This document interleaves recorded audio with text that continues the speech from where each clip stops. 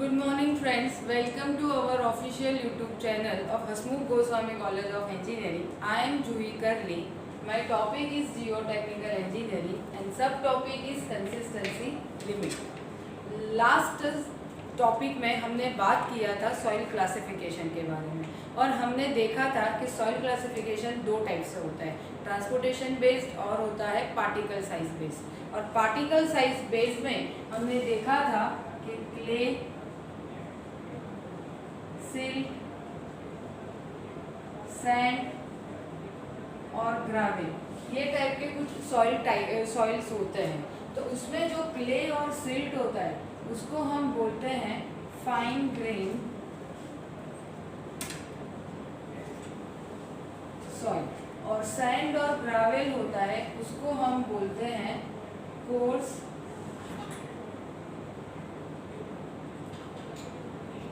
Grain soil. तो fine grain soil और coarse grain soil उसमें दो टाइप्स है, फाइन ग्रेन में होता है क्ले और सिल्ट और कोर्स ग्रेन में होता है सैंड और ग्रावेल। अब हम बात करते हैं, आज का टॉपिक जो है वो है कंसिस्टेंसी लिमिट। कंसिस्टेंसी जो होता है वो किसके ऊपर डिपेंडेंट होता है? तो वो होता है वाटर कंटेंट के ऊपर, वो होता है वाटर कंटेंट के ऊपर।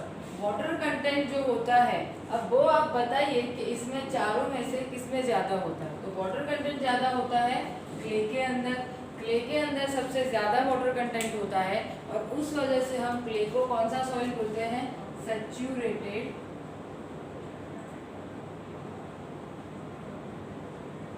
सॉइल, सैचुरेटेड सॉइल बोलते हैं, राइट? क्यों? क्योंकि जो क्ले पार्टिकल्स जो होते हैं वो कैसे होते हैं? Less than 0.002 mm। तो इसके अंदर हमको पता है कि ये हमारा प्लेन है, तो उसमें ये जगह पे जहाँ पे छोटे छोटे पार्टिकल्स होते हैं कि उस वजह से जो हमारा वाटर है उसको मूव होने के लिए जगह नहीं मिलती है, और मूव होने के लिए जगह नहीं मिलती है तो उस वजह से जो वाटर होता है वो इसके ही अंदर रहता है। तो उस वजह से जो क्ले होता है उसमें वाटर कंटेंट ज़्यादा होता है और वाटर कंटेंट ज़्यादा होने की वजह से हम इसको बोलते हैं सैचुरेटेड सॉइल। तो ये जो कंसिस्टेंसी लिमिट है वो मेनली ये जो क्ले और सिल्ट है उसके रिलेटेड क्या होता है, उसमें टेस्टिंग होता है। अब हम बात करते हैं कि कंसिस्टेंसी लिमिट के कौन कौन से टाइप्स हैं। तो फर्स्ट टाइप है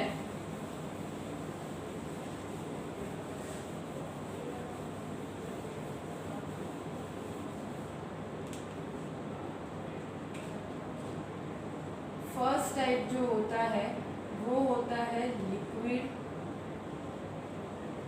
state.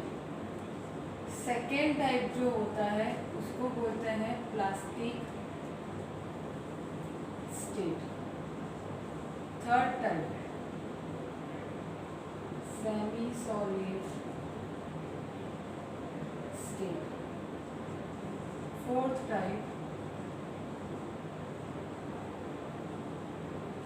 Solid state. Okay, liquid state मतलब जो हमारे क्ले पार्टिकल्स के अंदर वाटर कंटेंट जब ज़्यादा होता है तो हम उस टाइम पे वो जो भी स्टेट में होता है उसको हम बोलते हैं लिक्विड स्टेट। उसके बाद जब उसमें से वाटर कंटेंट जो होता है वो क्या हो जाता है, कम होना चालू होता है, तो वो इस टाइम पे आता है प्लास्टिक स्टेट के ऊपर। प्लास्टिक स्टेट के बाद उसमें से जब ज़्यादा वाटर कंटेंट जो होता है वो कम होना चालू हो जाता है तो वो आता है सेमी सॉलिड स्टेट के ऊपर, और उसके बाद वो आता है सॉलिड स्टेट के ऊपर। तो इस तरीके से जब वाटर कंटेंट जो होता है वो क्ले पार्टिकल्स में से कम होता है तब हमको इस टाइप के 4 स्टेट मिलते हैं। और ये जो 4 स्टेट है वो किसने ऑब्जर्व किया था? तो स्वीडिश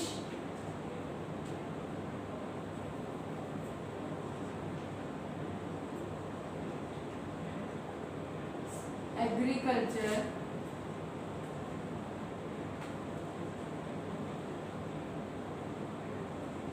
इंजीनियर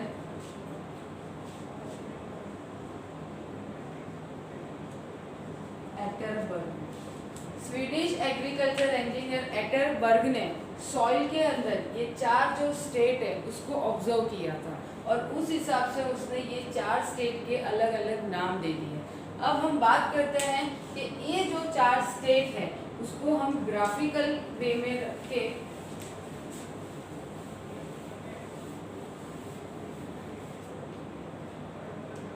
सपोज ये है मेरे water content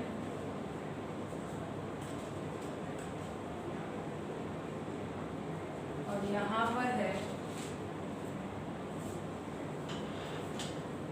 volume of mass और यहाँ से एक जहाँ पे इस वे में। अब मैंने आपको बताया कि जब वाटर कंटेंट ज़्यादा होता है तो वो कौन से स्टेट में होता है, लिक्विड स्टेट में। जब वाटर कंटेंट थोड़ा कम होता है तो वो कौन से स्टेट में आता है, प्लास्टिक स्टेट में। उसके बाद आता है सेमी सॉलिड और सॉलिड, राइट। तो सॉइल जब लिक्विड स्टेट में से प्लास्टिक स्टेट में जाता है तो उस टाइम पे जो लिमिट मिलती है वो लिमिट को हम बोलते हैं लिक्विड लिमिट। तब हम बोलते हैं लिक्विड लिमिट WL, राइट। उसके बाद प्लास्टिक स्टेट में से जब वो सेमी सॉलिड स्टेट में जाता है तब हमको कौन सी लिमिट मिलती है, प्लास्टिक लिमिट।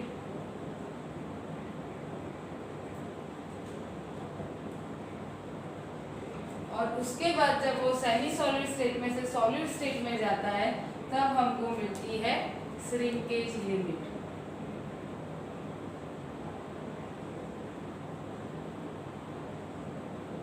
और ये जो तीनों की तीनों लिमिट है और ये जो ग्राफ है वो किसने फाइंड आउट किया था, तो वो था एटरबर्ग ने फाइंड आउट किया था। उस वजह से ये जो पूरा पार्ट है उसको हम बोलते हैं एटरबर्ग लिमिट। तो ये जो कंसिस्टेंसी लिमिट है उसका जो दूसरा नाम है वो है एटरबर्ग लिमिट, जो बहुत ही ज़्यादा इम्पोर्टेंट है फाइन ग्रेन सॉइल के टेस्टिंग के टाइम पे। क्यों इम्पोर्टेंट है, क्योंकि उसमें वाटर कंटेंट होता है और उससे हमको लिक्विड लिमिट, प्लास्टिक लिमिट और श्रिंकेज लिमिट करना बहुत ज़रूरी होता है। तो ये था हमारा जो चार्ट के हिसाब से एटरबर्ग लिमिट के बारे में बात किया, जिसमें आता है लिक्विड लिमिट, प्लास्टिक लिमिट और श्रिंकेज लिमिट। अब हम बात करते हैं प्लास्टिसिटी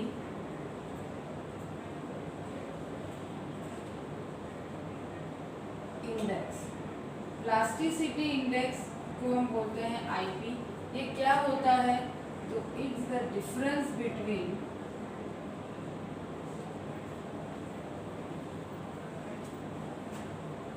लिक्विड लिमिट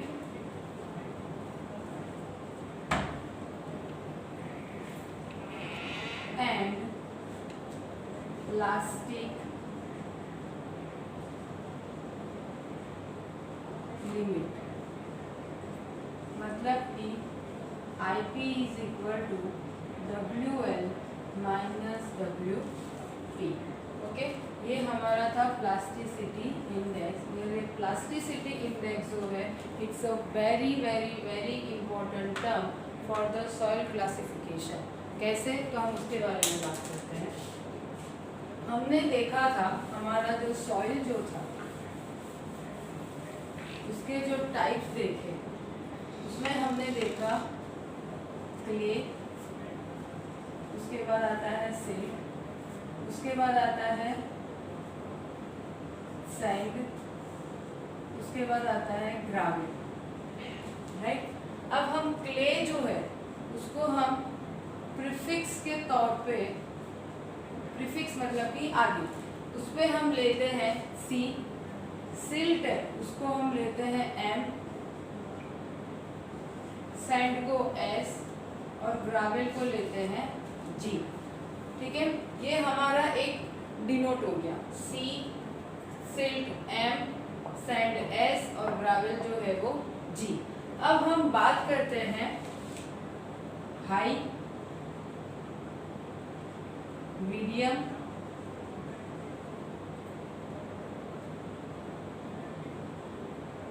और लो। हाई को हम बोलते हैं H, मीडियम को बोलते हैं I और L को बोलते हैं, लो को बोलते हैं L। ये हमारा हो गया सफिक्स, ठीक है। मतलब कैसे, प्रीफिक्स और सफिक्स। सफिक्स मतलब क्या, पीछे वाला वर्ड। मतलब कि हाई मतलब क्या, कि हाई प्लास्टिसिटी अगर होगा, अगर क्ले के अंदर हाई प्लास्टिसिटी हुआ तो हम उसको बोलेंगे CH। अगर लो प्लास्टिसिटी हुआ तो हम उसको बोलेंगे Cl। मीडियम प्लास्टिसिटी हुआ तो हम उसको बोलेंगे Cl।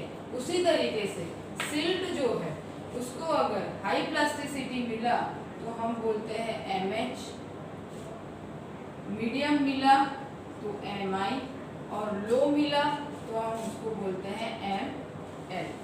ओके, ये था हाई, मीडियम और लो, वो था ये दोनों के लिए, सिल्ट और क्ले के लिए, राइट। सैंड और ग्रेवल के लिए अलग पार्ट है, वो हम नेक्स्ट में सीखेंगे। हाल फिलहाल हम किस में जाते हैं, कंसिस्टेंसी लिमिट और प्लास्टिसिटी से हमको क्ले और सिल्ट में कैसे क्लासिफिकेशन करना है उसके बारे में बात करेंगे। सैंड और ग्रेवल का जो पार्ट है वो मैं नेक्स्ट लेक्चर में आपको कंटिन्यू करवाऊंगा। तो ये हमारा प्रीफिक्स और सफिक्स के बारे में बात हुआ कि हाई प्लास्टिसिटी तो CH, लो प्लास्टिसिटी तो Cl और Ml और मीडियम प्लास्टिसिटी तो Ci और Mn। अब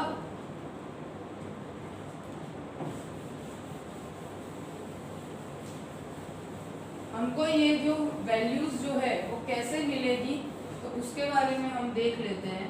तो सपोज हम बात करते हैं, हमारा जो टॉपिक है उसमें ये एक चार्ट है, ये चार्ट के अंदर यहाँ पे आएगा वाटर कंटेंट और इस तरीके से हम क्या करेंगे, उसको एक ए लाइन से डिवाइड कर देंगे,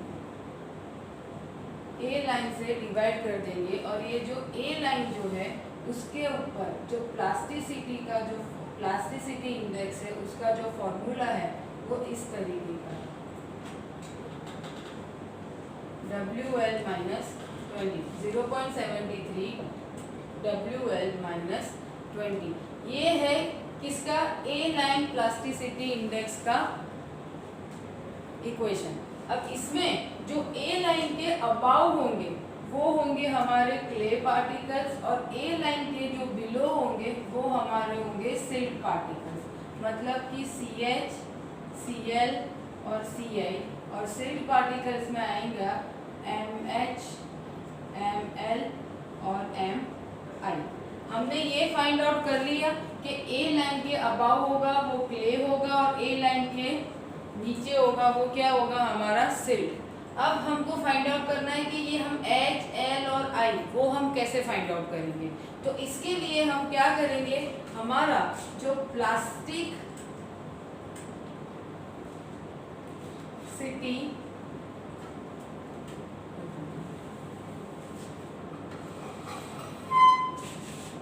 इसके लिए जो हमारा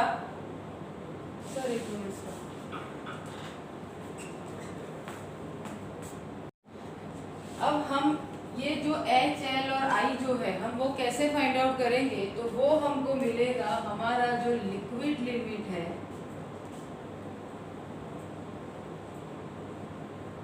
WL, उसके ऊपर से मिलेगा। कैसे मिलेगा, तो हमारा WL अगर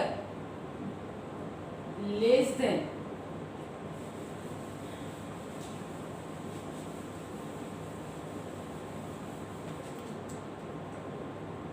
WL लेस देन 35% है तो वो हुआ लो प्लास्टिसिटी। अगर हमारा WL वो 35 to 50% के बीच में है तो वो हमारा हुआ मीडियम प्लास्टिसिटी, और हमारा WL वो ग्रेटर देन 50% के अबाव है, तो वो हुआ हमारा हाई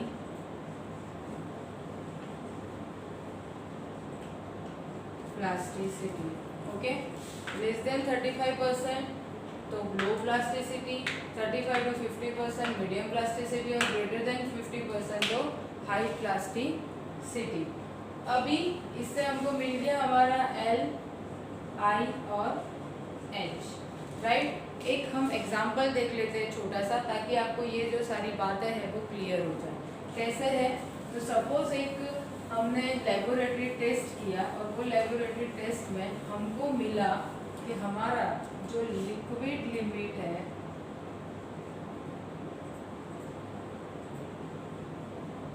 वो हमको मिला 65%, और हमारा जो प्लास्टिक लिमिट है वो मिला 23%। तो अब हम क्या करेंगे, हमको क्या फाइंड आउट करना है, प्लास्टिसिटी इंडेक्स।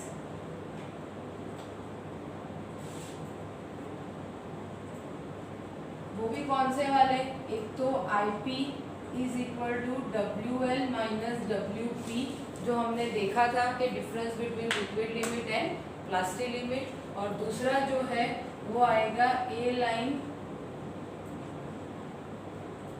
प्लास्टिसिटी इंडेक्स, जो क्या है 0.73 WL माइनस 20, राइट। तो फर्स्ट हम बात करते हैं IP, जो हमारा WL माइनस WP है, तो उसके अंदर हम ये वैल्यू है वो पुट आउट कर देंगे, तो 65% माइनस 23%, तो वो हमको क्या मिलेगा 42%, राइट। और ये वाला जो A लाइन IP जो है वो हम इसमें भी वैल्यू पुट आउट कर देंगे, ये क्या आएगा 65 माइनस 20, तो इससे जो हमको वैल्यू मिलता है वो 35.82 समथिंग मिलता है। तो हमको क्या मिला, दो हमको वैल्यू मिल गई IP की, एक है 42% और एक है 35.82%। तो हमको ये पता चला कि हमारा जो एक्चुअल जो प्लास्टिसिटी इंडेक्स है वो A लाइन प्लास्टिसिटी इंडेक्स से क्या है, एक्चुअल जो हमारा प्लास्टिसिटी इंडेक्स है वो हमारा A लाइन प्लास्टिसिटी इंडेक्स से क्या है, ज़्यादा है, राइट। मतलब कि 42 ग्रेटर देन 35.82। तो क्या होगा, हमने जो ग्राफ बनाया था उसके अंदर हमारा A लाइन से क्या आएगा, वो अबव आएगा। अबव आएगा मतलब कि क्या हमको मिला, पार्टिकल्स वो है क्ले पार्टिकल्स हमको मिल गया, वो हमको पता चल गया। अब जो हमारा लिक्विड लिमिट है वो क्या है 65%। हमारा जो लिक्विड लिमिट है वो है 65%, और हमने बात जो किया था लो प्लास्टिसिटी, मीडियम प्लास्टिसिटी और हाई प्लास्टिसिटी में, तो उसके अंदर ये जो है वो ग्रेटर देन 50% है, तो उस वजह से ये हमको क्या मिलेगा, हाई प्लास्टिसिटी। तो उस वजह से हमको यहाँ से सॉइल क्लासिफिकेशन में पता चल गया कि हमारा जो ये सॉइल है वो कौन से टाइप का सॉइल है, CH, मतलब कि क्ले जो है वो हाई प्लास्टिसिटी वाला है। तो ये आज का हमारा टॉपिक था, जिसमें हमने देखा कंसिस्टेंसी लिमिट, जिसमें 3 टाइप की लिमिट है, liquid limit, plastic limit, shrinkage limit, और हमने उसके हिसाब से प्लास्टिसिटी इंडेक्स फाइंड आउट किया, और उसी प्लास्टिसिटी इंडेक्स से हमने फाइन ग्रेन सॉइल जो है वो कैसे हम लेबोरेटरी टेस्ट में फाइंड आउट करते हैं उसके बारे में हमने आज पढ़ा। तो आज के टॉपिक में हम इतना ही रखते हैं। नेक्स्ट टॉपिक जब आएगा तब हम फाइन ग्रेन सॉइल और उसके बारे में पढ़ेंगे और थोड़ी बातें करेंगे। तो अगर आज का वीडियो अच्छा लगा हो तो लाइक करो, शेयर करो और सब्सक्राइब करो।